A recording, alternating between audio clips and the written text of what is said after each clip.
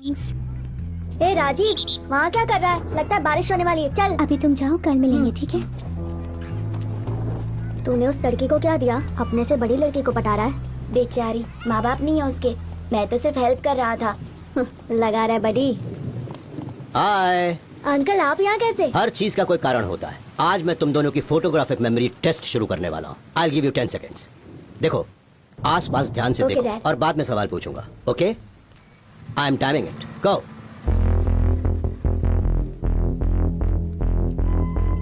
That's it. तुम्हें कुछ suspicious दिखाई दिया? अब याद करो कि तुमने क्या देखा। चप्पल वाले के हाथ में बड़ी सी सुई थी। एक आदमी बीड़ी पी रहा था। बूढ़ा आदमी छाता लेकर खड़ा था। और याद आ गया डैड, ब्लैक जैकेट वाला। सभी लोग रोड की तरफ देखकर बस का इंतजार कर रहे थे, लेकिन वो आदमी उसके आगे खड़े लोगों की पॉकेट्स की तरफ देख रहा था। वो जरूर पॉकेट मार होगा डैड।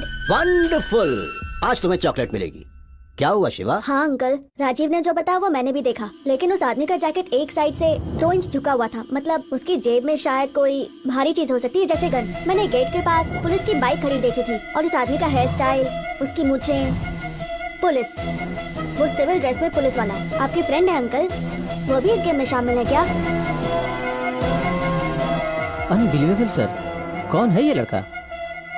वो शिवा है, हमारे पड़ोस में ही रहता है, बट इज वेरी नेचुरल। मैंने मेरे बेटे को जो सालों से सिखाया था, उसने 2 महीनों में सीख लिया। अगर वो पुलिस एकेडमी ज्वाइन करेगा तो मेरे बेटे से भी ऊपर का ओहदा पाएगा। He is very talented. Shiva, इतनी देर क्यों? पापा, प्रकाश अंकल फोटोग्राफिक मेमोरी सिखा रहे थे। Photographic memory? ऊटी में फोटो स्टूडियो खोलेगा क्या?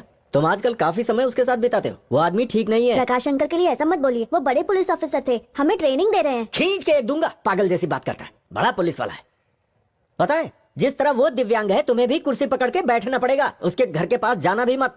सुनो मेरी बात, आज के बाद उसका नाम भी मत लेना, नहीं तो मैं तुम्हारी पढ़ाई बंद करवा के दुकान पर काम पे लगा दूंगा।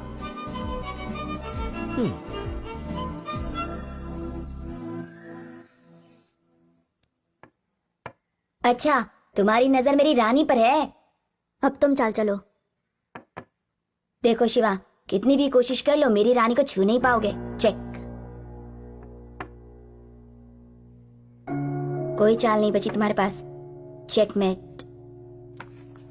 राजीव, डैड बुला रहे हैं, मैं अभी आता हूं।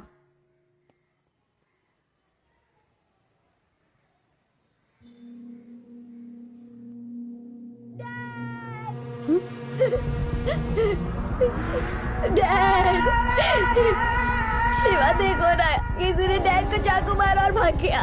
डैड, उठिए ना डैड। डैड, डैड, शिवा कुछ करो ना।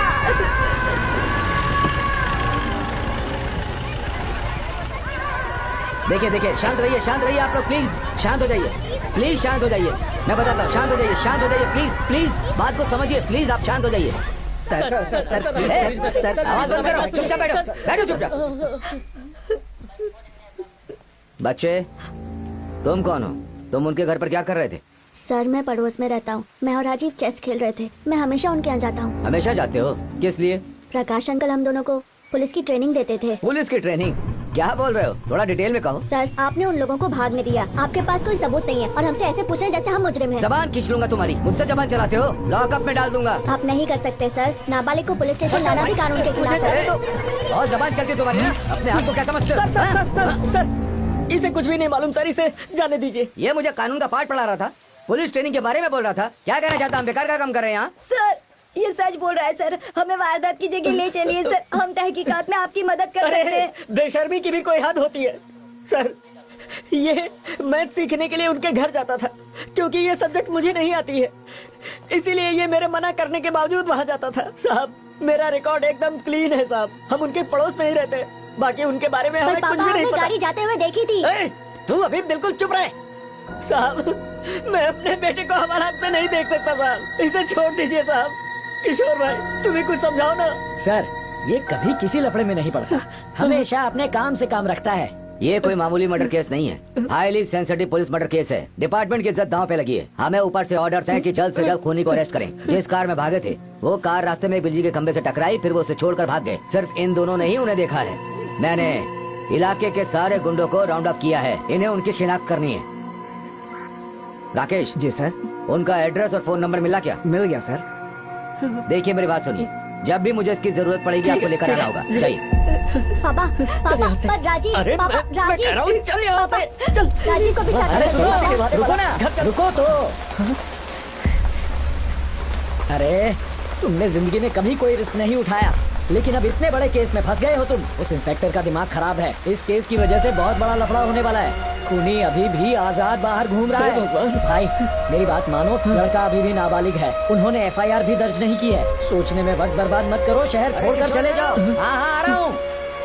चल गाड़ी में बैठ, जल्दी निकलना होगा पापा हमें। मेरी चल। बात सुनिए, सबूत इकट्ठा नहीं किया और 6 घंटे में मुझे उनको नहीं पकड़ा तो मुश्किल बढ़ जाएगी। मुझे बस 10 मिनट के लिए वहाँ जाने दीजिए, मैं पता कर लूंगा कि अंकल को किसने मारा। क्या बात कर रहा है तू? पागल हो गया है क्या? अगर तुझे भी मार दिया होता तो कितनी बार समझाया कि उनके घर मत जाया कर, फिर भी नहीं माना। देख शिवा, मैं सिर्फ तेरे लिए जिंदा हूँ। क्या तू भूल गया बेटा कि तेरी माँ के साथ क्या हुआ था? वो गई थी किसी का झगड़ा सुलझाने, लेकिन जिंदा वापस नहीं आई। झगड़ा तो सुलझ गया था, लेकिन हमारा परिवार रास्ते पर आ गया था। उनसे छुटकारा पाने के लिए ही हम लोग वहाँ से यहाँ पर आ गए थे।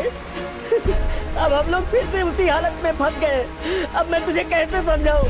मेरी कुछ समझ में ही पापा नहीं सिर्फ आ 10 रहा मिनट के लिए, बस है। 10 मिनट के लिए मुझे जाने दीजिए।